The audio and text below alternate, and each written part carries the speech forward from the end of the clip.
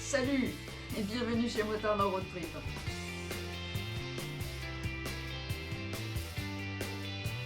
Bienvenue dans cette dernière vidéo de la FAQ. Aujourd'hui est un jour très triste. Oui, c'est le dernier épisode.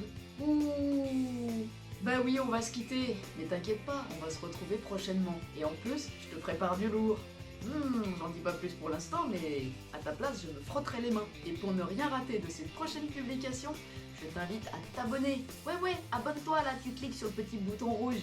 Tu trouveras toutes tes petites questions en bas là, dans le descriptif. Allez, à plus tard. Tchuss. On attaque la partie vidéo. Pourquoi avoir filmé l'aventure? Eh bien tout simplement parce que quand j'ai préparé ce voyage, j'ai regardé plein de vidéos et j'ai pas trouvé une seule vidéo qui montrait l'entièreté du voyage, c'est-à-dire depuis le départ jusqu'au Cap Nord et le retour. Quand je cherchais pour moi-même, j'aurais voulu que quelqu'un me montre comment ça pouvait se passer, étape par étape, trajet après trajet, sur toute la distance et sur la totalité des 10 000 km, et j'ai pas trouvé. Je voulais montrer qu'il fallait pas en fait en avoir peur d'aller affronter le Cap Nord, que c'était possible, même pour une petite nana comme moi. Pendant que je filmais là tout ça, j'étais pas certaine que j'irais au bout. Donc chaque petit bout d'aventure de jour en jour, pour moi c'était déjà une victoire en soi. J'ai publié ces vidéos parce que je voulais inviter les autres, toi si tu es derrière ta caméra, à y aller, pour te pousser à y aller, pour te dire que c'est possible, que c'est faisable. C'est le même road trip que tu pourrais aller en Toscane, ou dans les Pyrénées, ou dans les Alpes si tu aimes la montagne.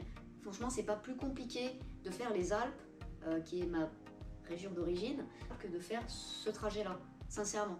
Voire même ça peut être plus compliqué de faire les Alpes parce que tu as peut-être plus de virages, plus serrés. Là, la destination, c'est vrai qu'elle est lointaine, ça peut impressionner. Mais en termes de faisabilité, franchement, c'est accessible. Et je pense que c'est même accessible à des permis A2. Voilà, si tu fais un ou deux road trips pour t'entraîner sur une semaine ou deux déjà pour voir un petit peu qu'est-ce que ça donne la fatigue au long cours. Mais je pense que c'est vraiment accessible à n'importe quel motard. T'as pas besoin d'être un héros pour le faire. Donc vas-y, fais-le. Quel matériel photo ou vidéo choisir? Donc en ce qui me concerne, j'ai choisi une GoPro 7, puisque c'était ce qui se faisait de mieux à l'époque, et mon téléphone portable. Je sais qu'il existe des caméras 360 degrés, ça peut être sympa.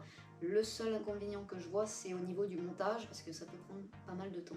Comment filmer? Moi j'ai mis la GoPro 7 en fait directement sur le poignet, et en fait c'est ce que j'ai trouvé de plus pratique. Tu peux prendre des angles différents, comme par exemple au lieu de descendre de ta moto et de fixer ta caméra à un autre endroit où tu auras collé la petite pastille pour mettre la caméra, voilà, là tu as la caméra sur le bras. À un moment donné tu as envie de filmer là, tu filmes là, tu veux filmer devant, tu filmes devant, tu veux filmer là, tu filmes comme ça. Tu peux même filmer derrière en tournant la caméra ou te filmer toi-même, et puis tu peux mettre différents angles de vue, comme par exemple au niveau du carénage de la moto. Tu peux filmer voilà, aussi à 90 degrés et même derrière. Tu peux avec ton bras prendre d'autres angles pour filmer par exemple la roue. Voilà, ça peut être d'autres exemples pour donner tout simplement des angles de vue un petit peu différents. Si tu as 3-4 appareils, ça commence à devenir compliqué de retrouver tous les rushs et tous les moments qui correspondent pour les mettre ensemble, quoi. Ça demande de faire presque de la recherche. Donc moi j'ai trouvé ça pas mal, voilà, tu la mets ici, comme ça tu peux filmer au fur et à mesure, et puis tu gardes une certaine chronologie dans la suite des événements. À toi de voir ce qui te plaît le mieux. Je sais qu'on peut mettre ici sous le menton, donc personnellement je trouve que c'est pas forcément la meilleure des options, parce que déjà tu ne filmes que ce que tu as devant toi. Si tu veux regarder sur le côté, bien souvent si tu regardes, tu as la caméra qui va faire ça, donc ça va pas forcément te faire des beaux rendus. Et en plus, en termes d'angle, je veux dire, toi par exemple, tu vas te regarder, là tu tournes un petit peu comme ça, toi tu vas regarder un petit peu, mais tu vas voir ici à 90 degrés, sauf que la caméra, elle filme peut-être qu'à 25. Donc en fait, peut-être que toi ce que tu voulais filmer c'était ici, mais finalement ça va pas rendre dans les images. Donc c'est un petit conseil que je te recommande. Voilà. Comment stocker ces heures de vidéo? Une très bonne question, parce qu'il faut savoir qu'on a tendance à surfilmer. Tu as plusieurs possibilités, soit tu prends plusieurs petites cartes comme celle-ci à mettre dans ta GoPro, et puis tu les mets au fur et à mesure, et dans ce cas-là, ce que je te recommande, c'est que tu notes vraiment sur chaque carte, par exemple, la date, et puis les villes que tu as traversées, parce que ça peut t'aider carrément pour le montage, parce qu'après c'est compliqué de s'y retrouver.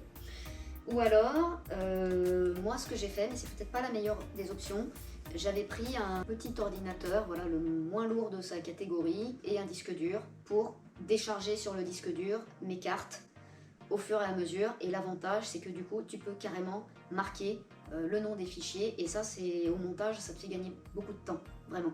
Donc je faisais ça tous les 2-3 jours. Et puis voilà, ça peut être une solution. Maintenant, ça t'oblige à t'emmener le PC avec toi. Et même s'il est petit, c'est plus lourd. Deuxièmement, tu peux le casser pendant le voyage. Surtout si tu décides de faire du off-road. Et si ça vient taper, pour les composants, je pense pas que ce soit top. Donc si tu fais du off-road, je te recommande de le stocker sur plusieurs cartes. En plus, ça t'évite si jamais il y a un souci que tu perdes la totalité du voyage. Tu en garderas au moins une partie. C'est les deux seules solutions que je te propose. Comment recharger ses batteries? Tout simplement sur le port USB de la moto, en permanence. Dès que tu mets le moteur en route, tu as toujours quelque chose à recharger, soit tes téléphones portables, soit tes batteries. Quel logiciel de montage utilises-tu?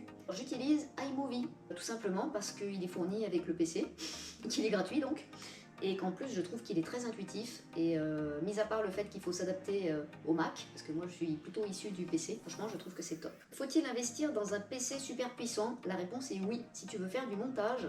Moi j'espérais faire du montage avec mon ancien PC, non, c'est pas possible parce qu'en fait ça rame beaucoup trop.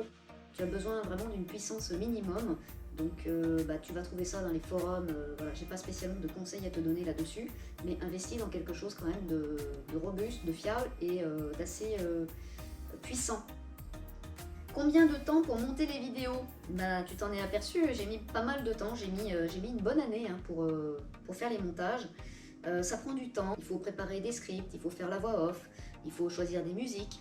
Et accessoirement, en ce qui me concerne, il faut aussi rechercher les lieux par lesquels je suis passée. Parce que comme je suis plutôt quelqu'un d'étourdi, j'avais pas forcément pris des notes au fur et à mesure du trajet. Donc heureusement, avec certains panneaux dans les vidéos, on arrive à se rappeler les endroits par lesquels on est passé, pour raconter une petite histoire autour de la vidéo, parce que je pense que c'est toujours un petit peu plus enrichissant. J'ai suivi plein de tutos, j'ai tout appris par moi-même, il faut compter à peu près une centaine d'heures en ce qui me concerne. Alors je sais qu'il y a des youtubeurs qui montent en une quinzaine d'heures, chaque vidéo d'une quinzaine de minutes, moi c'est plutôt une centaine d'heures. Voilà, parce que aussi j'aime bien faire des coupes, je veux que ce soit le plus passionnant possible et que ça reflète le plus la réalité.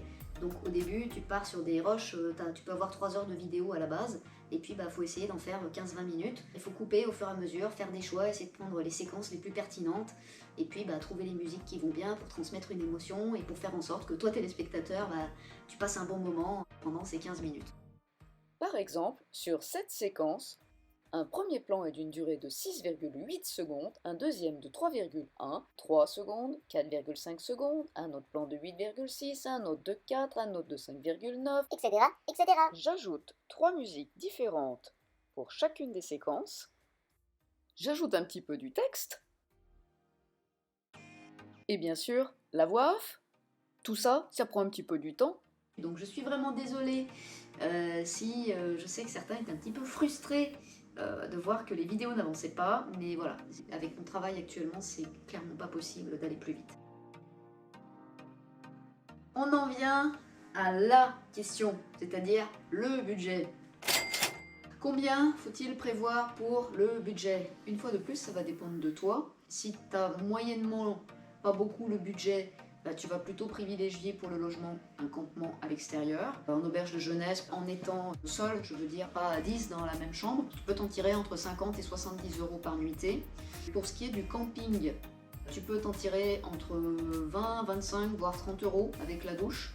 L'essence, ça dépend de combien tu consommes, mais globalement l'essence n'est pas plus chère là-bas que chez nous, voire elle peut être un petit peu moins chère. Donc il faut compter à peu près, moi j'ai compté à peu près un plein par jour pour faire à peu près 300 km. Il faut compter dans les 30 € par jour. La nourriture, je te déconseille les restos, j'ai essayé et c'est très cher. Je suis allée dans un resto qui n'était pas non plus luxueux et j'en ai eu pour 60 € pour un plat principal, genre steak, légumes, féculents, plus une boisson et un dessert. Voilà, 60 €.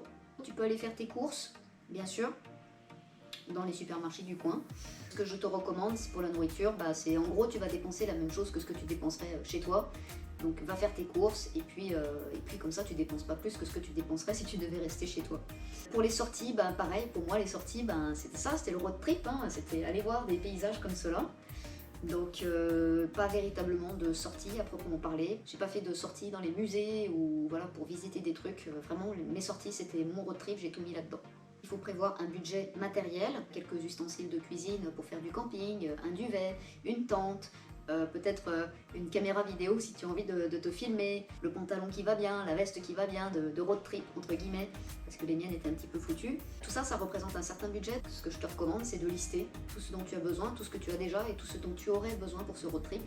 Parce que ça peut vite monter. Et ouais mon poteau, entre 1700 si tu voyages vraiment à pas cher, et jusqu'à 2500 € si tu veux faire beaucoup plus de restaurants, etc. ou de sorties. Moi je m'en suis sortie pour environ 2000 €. Voilà, ça te donne pour 3 semaines de voyage. Avec les péages, les transferts en bateau, etc. etc.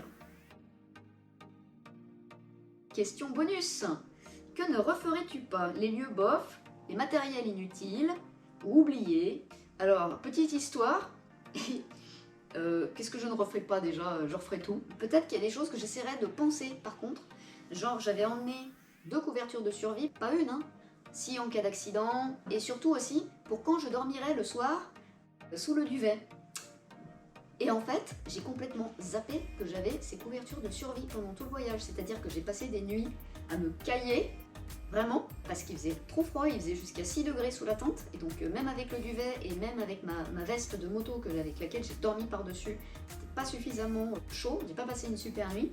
Et à aucun moment m'est venue l'idée que je pouvais avoir mes couvertures de survie. Voilà. J'ai pas pensé, j'ai zappé. J'y ai pensé au retour quand j'ai défait mon sac. Ah, les couvertures de survie! Voilà, donc ça, je regrette d'avoir oublié que je les avais. Voilà. Et puis, deuxièmement, les chaufferettes. J'avais emmené des chaufferettes, tu sais, qu'on utilise normalement pour le ski, pour réchauffer les mains et les pieds. Ce sont des semelles en fait que tu colles sur les pieds et puis à l'intérieur des gants. Et je m'étais toujours dit qu'en allant là-haut, j'en aurais certainement besoin. Et pareil, j'ai zappé. J'ai zappé que je les avais, c'est-à-dire j'ai préféré avoir froid aux pieds. Enfin, c'est pas que j'ai préféré, c'est que j'ai pas pensé que je pouvais avoir mes chaufferettes qui étaient là dans mon sac. Donc pareil, au retour, quand j'ai défait mon sac, j'ai découvert les chaufferettes et j'ai dit, mais je pense à rien quoi. Enfin bon, voilà, c'est matériel inutile, c'est pas inutile, mais complètement oublié quoi. Et pour ce qui est des lieux bof, honnêtement, il n'y a pas de lieu bof là-bas. C'est-à-dire que, voilà, regarde, ah bah non, c'est pas... Je suis dans le tunnel là. Regarde pas maintenant. Regarde à la sortie du tunnel. Là.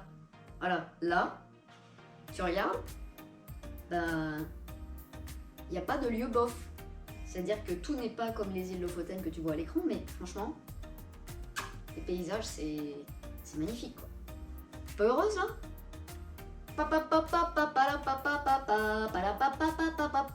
Dernière question.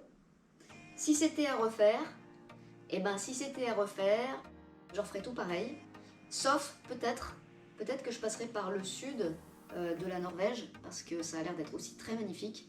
J'ai choisi de tirer en territoire le long des rivières, on va dire, pour gagner du temps. Mais j'avoue que peut-être que j'aurais bien aimé aussi, mais bon, on peut pas tout faire, passer par Bergen, mais on peut pas, voilà, on peut pas tout faire, on peut pas être partout, sinon, voilà, on n'a pas assez de temps, quoi. Voilà, t'as passé un bon moment? C'est fini pour cette FAQ, j'espère que tu l'as apprécié. Si c'est le cas, mets-moi un petit pouce parce que ça me ferait tellement plaisir. Et puis un petit commentaire, c'est pour tes commentaires que je continue à publier des vidéos. Donc encore merci de me suivre dans mes prochaines aventures. J'en profite pour te dire, prépare-toi parce que prochaine vidéo, je te prépare du lourd dans un registre un petit peu différent, mais j'espère que tu vas kiffer. Je te retrouve dans le prochain épisode, il y a du lourd qui va arriver. Abonne-toi, moi je dis ça pour toi. Tchuss! Ok?